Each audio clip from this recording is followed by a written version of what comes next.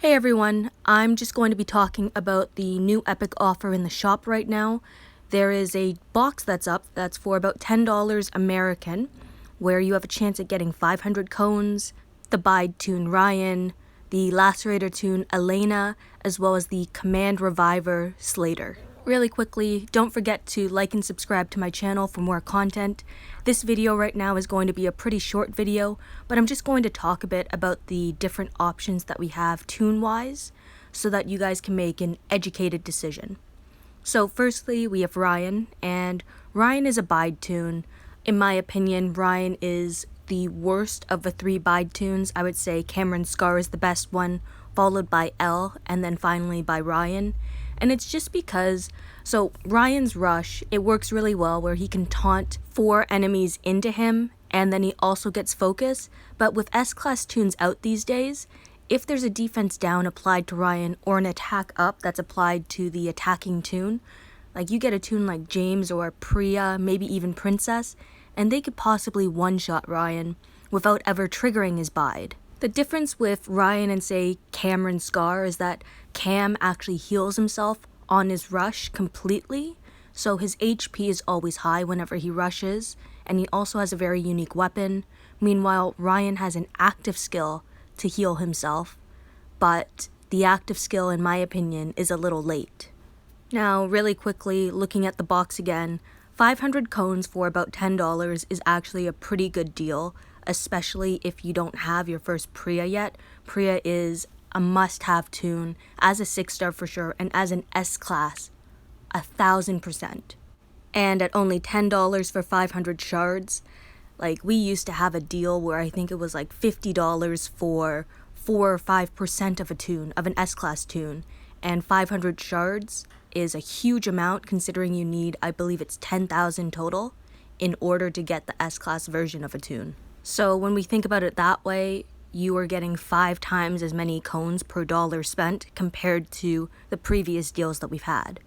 And now when we move on to Elena, and I believe she was just on the promo wheel, which makes me feel sad for the people who are actively trying to pull her, because now there's a deal where it's about $10 and you have a 25% chance of getting her.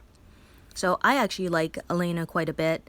I always like my Lacerator toons just because I've always enjoyed bleed teams. She's a very fun toon to use in my opinion because she can deal 400 bleed damage for 3 turns to this first enemy and then all enemies adjacent, while also applying 100% heal reduction.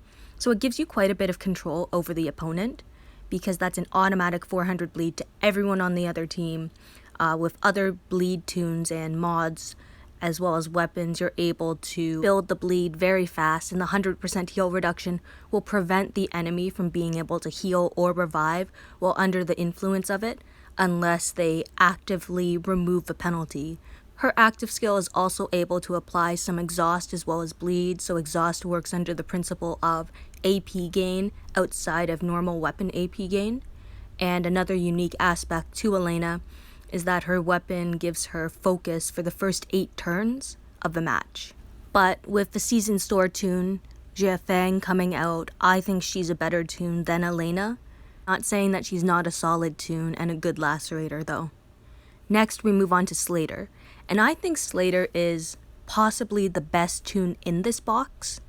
So what I really like about him is that he's a reviving command toon. So command is obviously a very useful skill. I recommend it on every single offensive team and on defensive teams sometimes, maybe most of the times even. So what I like about Slater is that his rush can deal bleed damage. He gives everyone focus, which means they can attack behind a human shield. It means they are not bothered by confuse as well as taunt.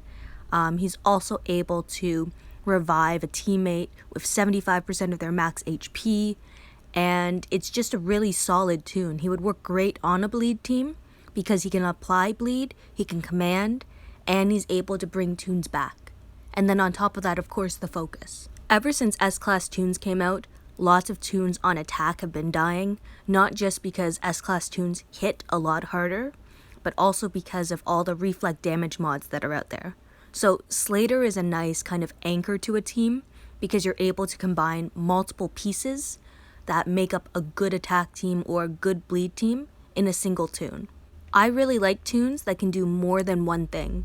So he can command, his rush and his active skill are able to revive a teammate.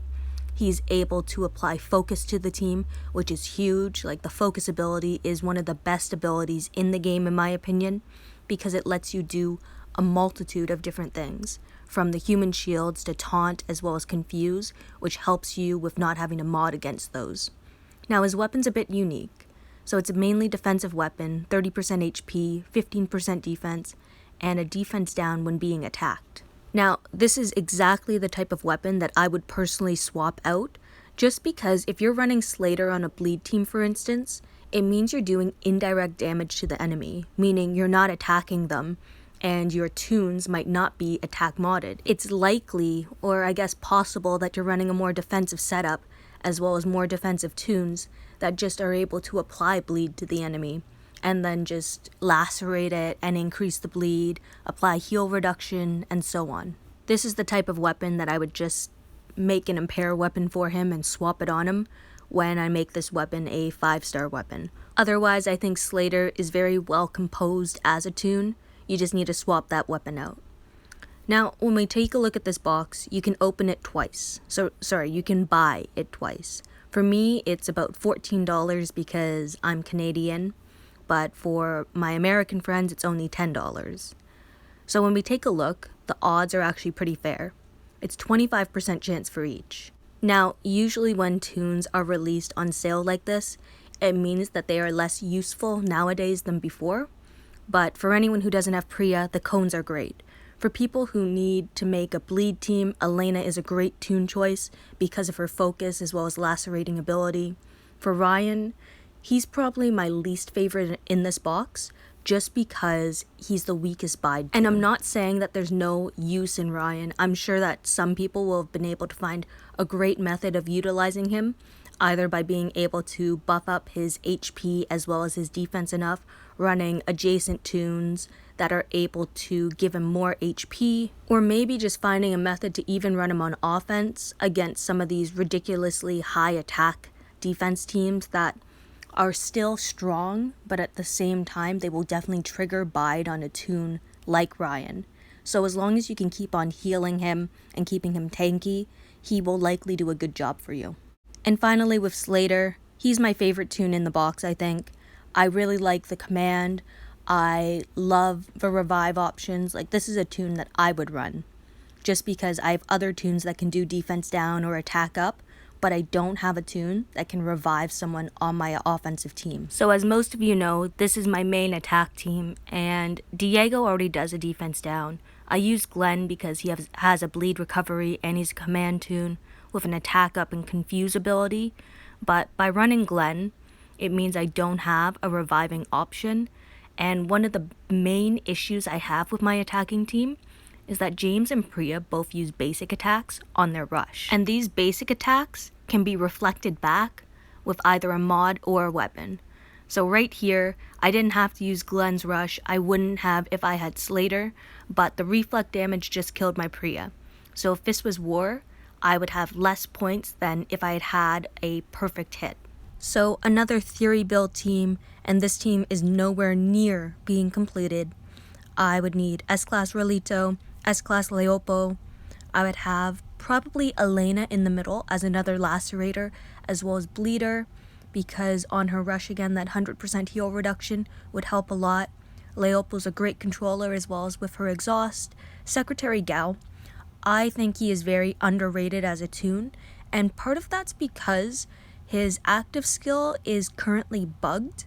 So his active skill as an S-Class gives 60% AP to 2 teammates, and based on AP laws, it's easy to predict and anticipate where that AP will go. So I could manipulate it to ensure that a toon like Leopo and Jiafeng get the AP, and that way I would have more bleed and more control on the opposing team. It would really be a team that could do a lot, because Rolito starts 600 bleed off on the opposing team, a huge bonus to AP for strong and alert toons.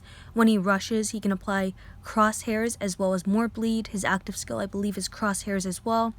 Leopo has an active exhaust, So based on unnatural AP gains, the opponent will receive maim damage based on every 10% of AP gained. Elena obviously can focus because of her weapon.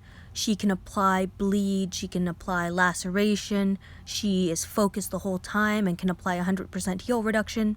Secretary Gao can also apply a lot of bleed to one toon and toons that are adjacent to him on his rush.